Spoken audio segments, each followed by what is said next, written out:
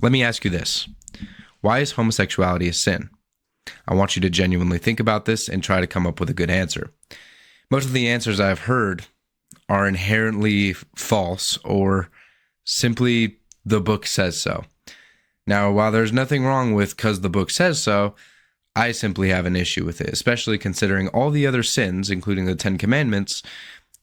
I can visibly point to their harm in society or another individual. Violence, adultery, thievery, murder.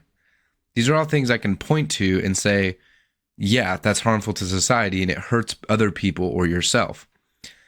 Now, homosexuality or same-sex relationships, where's the evidence to show that that's harmful?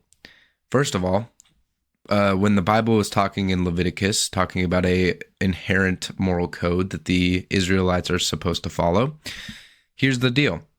None of it mentions long-term loving homosexual relationships. It simply discusses sodomy or other vulgar sexual acts that don't appear to be out of love. It cites dominance or prostitution. Now, I have an issue with this because A, grouping all homosexuals as sexual perversion is a ridiculous claim that has no basis in science. If homosexuality was sexual perversion, there wouldn't be homosexuals that love each other deeply and care for one another. If it was sexual perversion, it would simply be a kink. That's not the case. As a homosexual myself, I know for a fact that my love is real. I do not love simply out of sexual attraction. While it's there, I'm not going to sit here and be like, my love isn't out of any sexual attraction, because that would be just as ridiculous as a man saying that about a woman. Of course, sex and intimacy is a part of my life, a part of it. But that does not make it the entire thing. That would be like me talking to you and your wife and saying, well, you just love her because she's got a fat ass. You just love her because you're a pervert. How offensive would that be to you? I think it would make you pretty upset. The reality is, I love and care for my partner deeply. I love and care about him in many more ways than one. I want the best for him in every sense of the word. I want him to grow. I want him to become the best version of himself he can be. And I want the same for me. I love him because I have a deep connection with him. There is nothing else in the world that makes me happier. Tell me how that's sexual perversion. Now, let's talk about the allegation that, well, homosexuality doesn't take you to hell, but acting upon it does. Again, let me flip the script. What if I was to tell you, you're allowed to be attracted to women as it is in your biology, and it is within a brain chemical that is released amongst you, but if you dare to have sex with them, you will be condemned to hell forever, unless you get on your knees and beg God for forgiveness. Now, here's the deal. Do you feel like you did anything wrong? Do you feel like you hurt anybody in the process? Do you feel like that is fair or something a loving father would do to you? The reality is a lot of homosexuals feel completely abandoned by God. If God is real and he is a loving father, this is the same as having a ridiculous rule under a household and a daughter disobeying it and you throwing her out. Here's the deal. If I was to have a daughter and I said, listen, I have a few rules. Most of them made sense, like don't steal from me, don't steal from anybody else, don't get arrested, don't go 10 over the speed limit, things that are harmful and dangerous. But then there was one rule that clearly comes out of some sort of political bias, and I'll say, if you dare come home with a black man, I will throw you out of my house. Does that seem like something a loving father would do? Now, sure, I'm not going to deny his love. He probably does love his daughter. But to force his political perspective on his daughter is unfair, unjust. I think we can all agree on that. What she did was not inherently wrong.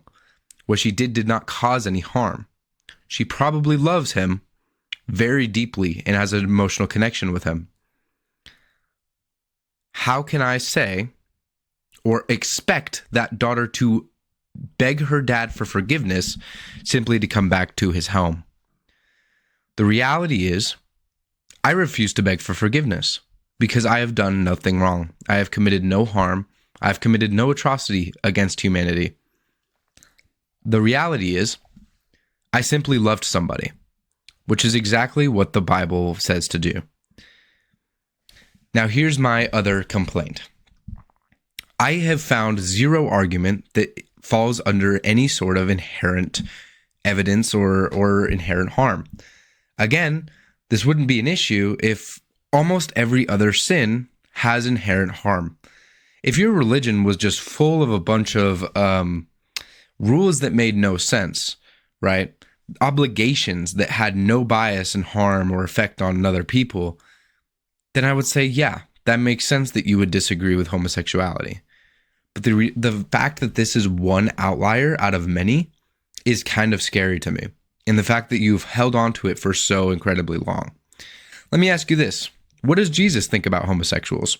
Does he think that they are condemned to hell? And if he did, why doesn't he say it?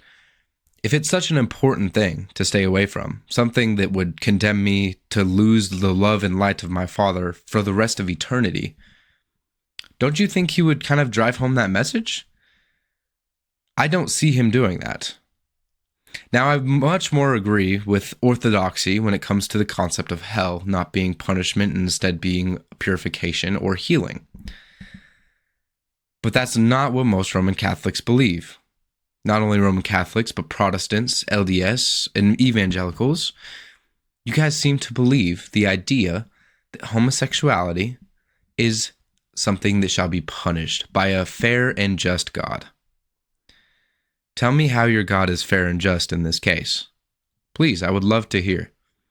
He created me. I am born. I love people. I care about people more than anything. I do everything that I can to help my brothers and sisters. And I don't just mean my brothers and sisters, the way you talk about brothers and sisters. The people that are around me, my neighbors, people outside of my group. I care about them deeply and I want the best for them. And I love them more than you probably can imagine. How come my Father hates me? How come my Father would like to void me of his love and send me to eternal punishment? That would be my question for you. Now, the reality is, the book says so, right? And I can't argue that. If we talk biblical, I'm not going to sit here and try and argue that homosexuality is correct biblically, because it's clearly stated that it's not. My question is why? As a human being, the people that ate from the tree of knowledge and would like to be curious and learn as much as possible around their surroundings, my question is why? Why is this the case? And every time I think about it, I don't seem to get a good answer.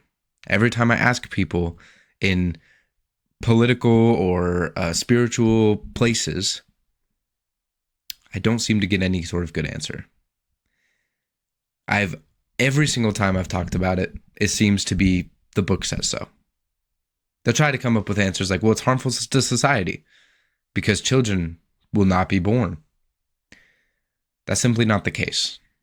There's been multiple studies to refute this claim. The reality is, if you let homosexuals be and not imprison them, kill them, and murder them, there will be just as many babies born.